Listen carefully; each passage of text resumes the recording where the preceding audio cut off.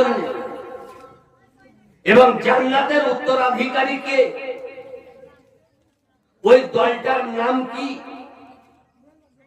আমি আমার মতো বলবো না, আপনার মত নিয়েও বলবো না, লোকের ভোটে আমি বলবো না, কোরআন আমাকে কি বলছে ওটাই শুধু মানুষকে জানিয়ে দেবে। ওর মধ্যে যে পড়বে সে জান্নাতি, যে বাইরে থাকবে সে পাকা জাহান্নামী। দুনিয়াতে আসার সিস্টেম একটা,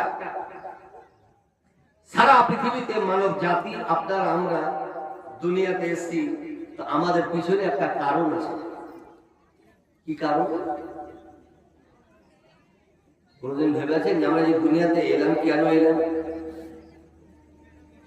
আপনারা আমরা দুনিয়াতে এসেছি নিজের ইচ্ছাতে না আল্লাহর ইচ্ছায়? না নিজের ইচ্ছাতে? আল্লাহর ইচ্ছাতে। তাহলে আল্লাহ যে আমাদেরকে দুনিয়াতে পাঠিয়েছে, তো আমাদের আশাতে আগমনের পিছনে বিশাল একটা কারণ আছে। মানব জাতি আল্লাহ সৃষ্টি করেছে, তো সৃষ্টির পিছনে একটা কারণ আছে। কারণটা কি? কারণটা একটি কারণ, সেটা হলো আল্লাহ বলছে যে আমার বান্দা দুনিয়াতে যাও আর চায়ের দোকানে টাইম নষ্ট করিও না, দুনিয়াতে গিয়ে আমাকে রাজি করে কবরে এসে। কি দায়িত্ব? আমাদের দায়িত্ব দিলে কি হলো? দুনিয়াতে ভাত খেয়ে কুল্লি করা, আসরের নামাজ পড়ে লুডু খেলা। কি দায়িত্ব হলো আমাদের? যে আল্লাহকে রাজি করতে হবে, আল্লাহকে রাজি করতে হবে। একটাই কারণ, একটাই উদ্দেশ্য। আপনার বলবেন খুবই হালকা হয়ে গেল, কোনো ব্যাপার নেই। আল্লাহকে রাজি করতে হবে, একটাই উদ্দেশ্য, আল্লাহকে রাজি করতে হবে। যারাই জন্মেছে তাদেরই উপরে দায়িত্ব আল্লাহকে রাজি করতে হবে। তো যখন আল্লাহকে রাজি করতে হবে, তো রাজি করার জন্য আমাদেরকে বসতে হবে, কি হবে না? আল্লাহকে রাজি করবো। আল্লাহকে রাজি করার জন্য আমি বসলাম, আমি একাই না, সব মিলিত ভাবে সকলকে নিয়ে বসলাম যে আল্লাহকে রাজি করব। তো আল্লাহকে রাজি করব, আল্লাহকে রাজি করব মুখে বললে হবে না, কিছু কাজ করতে হবে। নামাজ শুরু করলাম আল্লাহকে রাজি করার জন্য, নামাজ শুরু করলাম। মাগরিবের ফরজ নামাজ সারা পৃথিবীতে 3 রাকাত। কয় রাকাত? আপনারা 3 রাকাত। আল্লাহকে রাজি যেহেতু করতে হবে, তো পড়ে নিলাম 4 রাকাত। আছে 3, পড়লাম। নেকি বাড়লো না কমলো? ফতোয়া সবাই দিতে হবে যে নেকি বাড়লো। আছে 3, মাগরিবের ফরজ আছে 3, পড়লাম 4। নেকি বাড়লো না কমলো? কমলো। বলা আমার ফতোয়া দিবে, জেনে শুনে যেহেতু করে আছো তোমার নামাজ বাতিল। আশ্চর্য ব্যাপার। আমি তো নামাজ কমাচ্ছি না, নামাজ তো বাড়াচ্ছি আল্লাহকে রাজি করার জন্য। তো ঠিক আছে, মাগরিব তো বাদ গেল, তো ফজর থেকে শুরু করি। ফজরের ফরজ হলো 2 রাকাত, জোশে পড়ে নিলাম 12 রাকাত। আছে 2, পড়লাম 12। তালিব ইলম ফতোয়া দিবে যে মৌলভী তোমার সমস্ত নামাজ গেল। মজা করে আসো না? 3 এর জায়গাতে 4, 2 এর জায়গাতে 12। বছরে 1 মাস রোজা ফরজ। বছরে কয় মাস রোজা ফরজ আপনাদের দিতে? 1 মাস। যে কোনো মাসে? রমজান মাসে। বছরে রোজা ঠিক আছে, রোজা রাখতে হবে 1 মাস, আবার রমজান হতে হবে। যে কোনো মাসে রাখলে হবে না। যে কোনো মাসে আপনি নফল রাখতে পারেন, কিন্তু রমজানের রোজা, যে রোজা ফরজ, ওটা রমজানে রাখতে হবে। চাহে 29 হোক বা 30 হোক। 29 আরবিতে পূর্ণ মাস, 30 আরবিতে 15 মাস, এক পূর্ণ মাস। আর এখন কেউ যদি বলে যে বৈশাখ মাসে রোজা পড়ে আছে, এত কষ্ট তো রোজা রাখবে না, অন্য মাসে 60টা পূরণ করে দিবে, নেকি পাবে। নবী মুস্তাফা বলেছেন, কোন মানুষ বিনা কারণে রমজান মাসের যদি একটা রোজা কাজা করে, 30টা আলাদা কথা, একটা যদি রোজা বিনা কারণে কাজা করে আর জীবন ভর যদি রোজা রাখে, তো নবী বলতে রমজানের সমতুল্য হবে।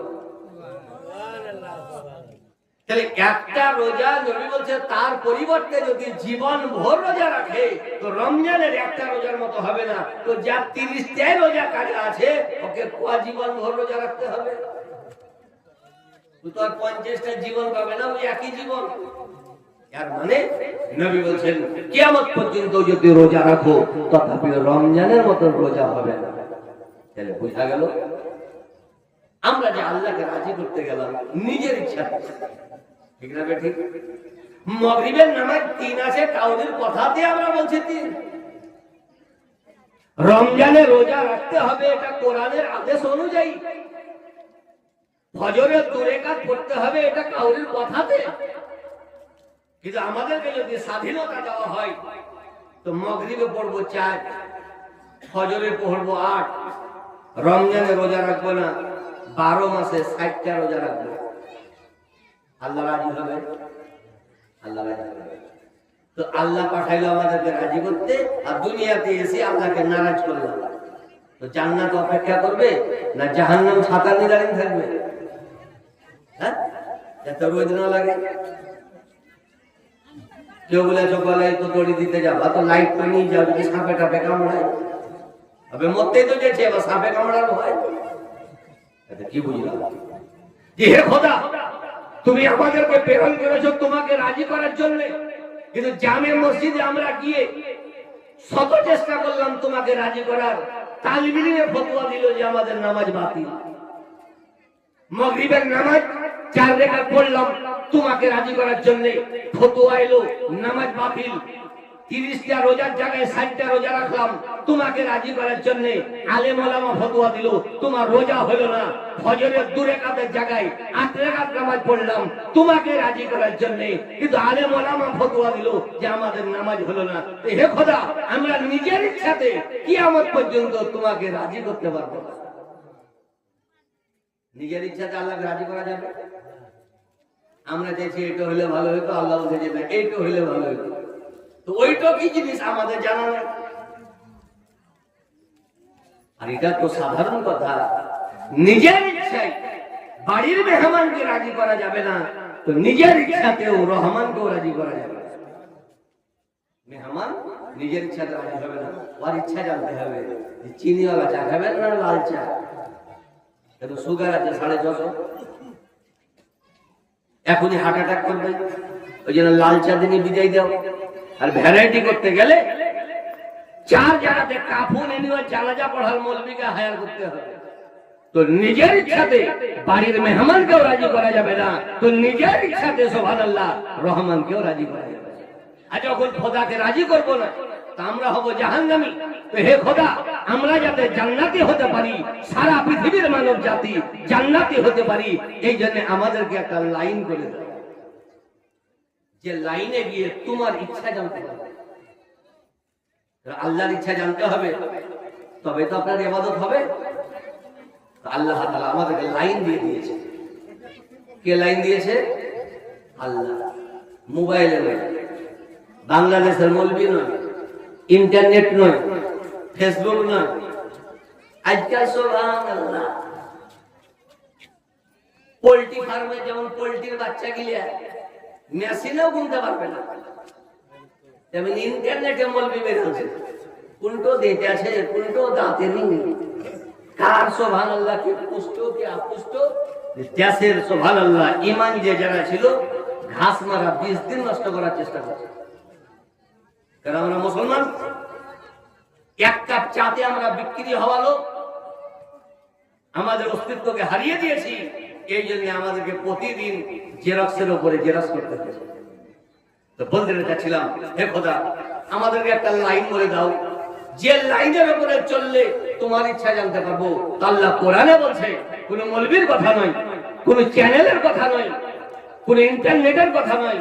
কোরআনে বলে আতিউর রাসূলা, এ বান্দা আমাকে রাজি করবা, তো আমাকে রাজি করবা তো আমার ইচ্ছা জানতে হবে। আর আমার ইচ্ছা তুমি বাড়ি থেকে কিয়ামত পর্যন্ত জানতে পারবা না। আতিউর রাসূলা, আমার নবীকে রাজি করো। বলুন সুবহানাল্লাহ। এখন আমি আরাজি ফারাজি নাম নিয়ে নি আর নাম বলিব না, আমি ফর্মুলা দিয়ে যাচ্ছি। ফর্মুলাতে যে পড়বে সে জান্নাতি, যারাই ফর্মুলার বাইরে তারাই এনআরসির আন্ডারে পড়ি। এখন বুঝিয়ে দিতে হবে যে আমি কোন দলে পড়লাম। আল্লাহ বলছে আতিউর রাসূলা, রাসূলের ইতাআত করো, আমার নবীর ইতাআত করো। সিধা সাদা তরজমা, আমার নবীকে স্মরণ করো।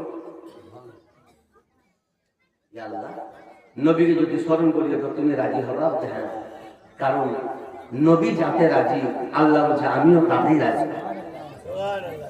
নবীর যেটা ইচ্ছা আল্লাহ বলছে ওটাই আমার ইচ্ছা, আর আমার যেটা ইচ্ছা ওটাই হলো নবী মুস্তাফার। আপনারা বলেন তাই হয় নাকি? বলেছে নবী আলাদা, আল্লাহ আলাদা। তো কে বলেছে? আমিও তো বলছি আলাদা। আল্লাহ হলো স্রষ্টা, নবী সৃষ্টি। আল্লাহ হলো খালিক, নবী মাখলুক। এটা আল্লাহ বলছে যাতে নবী রাজি তাতে আমি রাজি, আর যাতে আমি রাজি তাতে নবী মুস্তাফা রাজি। এর উদাহরণ আমার বানাওয়াটি নয়, হাদিস থেকে। যাতে নবী রাজি, আল্লাহ বলছে আমি তাতেই রাজি। আজ সারা পৃথিবীর মুসলমানের উপরে 5 ওয়াক্তর নামাজ ফরজ। রেখাত বলছে না, আবার রেখাত তো মেলা কম বেশি। আজকাল শুনছি বলে নামাজও শেয়ার বাজারে চলে এসছে। আমাকে হুজুর তারাবি করে কাজ 20 টাকা দলিল আছে। আমি যাবে 2 দলিলের কি বুঝিস? আমরা পড়তে করি তো পড়। তো শুনলাম বলে যে 8 রেখাত হাদিসে আছে। শেয়ার বাজারে এত নেমে গেছে, কোথায় 20 আর কোথায় 8, 18 হলেও চলতো। তো মানুষ নামাজকেও শেয়ার বাজারে রেখে দিয়েছে। আরে 20 জায়গায় 18 হবে, ঠিক আছে, 2 রেখাত দিয়ে ঝামেলা। কিন্তু কোথায় 20 আর কোথায় 8? আর 2 বছর পর মনে হয় তারা বি উঠে যাবে রাস্তায়, উঠতে লেগে ঝামেলা জায়গাতে। আর যেদিকে ফ্যাসিলিটি বেশি ওইদিকে খরিদ্দার বেশি, যে দোকানে অফার বেশি ওই দোকানে খরিদ্দার বেশি। মাল ঠিক না ঠিক হবে বলার উদ্দেশ্য হলো এটা। সারা পৃথিবীর মুসলমানের উপরে রেখাত তো বিভিন্ন। ওয়াক্তের কথা বলছি, 5 ওয়াক্ত পাঞ্জেগানা নামাজ ফরজ। ওয়াক্তের নামাজ ফরজ 5, এতে কাউরির দ্বিমত নেই। আরাজি ফারাজি মারাজি 8 রেখাত 20 রেখাত কাউরির দ্বিমত নেই, প্রত্যেকের একমত। যারা পড়ে তাদেরও একমত, যারা জীবনে নামাজ পড়ে না তাদেরও একমত যে 5 ওয়াক্ত নামাজ শরীয়তে ফরজ। এখন শুধু পলসা নয়, পশ্চিমবঙ্গ নয়, ভারত নয়, সৌদি আরব নয়, সারা পৃথিবীর মুসলমান আরফার ময়দানে আরবে গিয়ে যদি আল্লাহর কাছে দোয়া করিয়ে যে হে খোদা 5 জায়গাতে 1 ওয়াক্ত নামাজ কমাও, আল্লাহ 4 দোয়া কবুল হবে। আমি গুনাহগার, আমার হবে না। আপনারা কি করলেন? তাহলে দুনিয়াতে এত লোক আছে, এর মধ্যে কি একজনেরও দোয়া কবুল হবে না? আল্লাহ বলছে কাউরির কবুল হবে না, অন্য ক্ষেত্রে কবুল হবে। পানি হচ্ছে না, পানি চাও দোয়া কবুল হবে। মুসিবতে সুবহানাল্লাহ গ্রেফতার আছো, দোয়া করো, মুসিবত দূরীভূত হবে। কিন্তু নামাজের খাতা থেকেও দোয়া করতে আসিও না। এটা মেরাজের রাত নয়। আমি নবী মুস্তাফার কথা দেই, 50 ওয়াক্তের নামাজ আমি এককালীন 45 কমিয়ে দিয়েছি। বিশ্বের কথা দেই, রেখাত তো দূরের কথা, 1 ওয়াক্তের নামাজ আমি কমাতে পারবো না। 5 আছে, 5 পড়ো, নামাজ কমাইতে আছে। কিন্তু কোরআন বলে যে আমার কাছে দোয়া করো আমি কবুল করবো। আমরা দোয়া করলাম, আল্লাহ বলছে যে এই ক্ষেত্রে কবুল হবে না। নামাজ 5, কিয়ামত পর্যন্ত 5 থাকবে। তো নামাজ এক নামাজ কমাবার ক্ষমতা বিশ্বের কোন মানুষের নাই। বুঝতে পারা গেল? কাউরি আছে যে ফতোয়া ফারাইজ দিয়ে 2-4টা গ্রামের মৌলবি গিয়ে এক নামাজকে কমিয়ে দিবে যে ফজরটা মাপ, আবার বৈশাখ মাস থেকে শুরু করবো? পারবে না।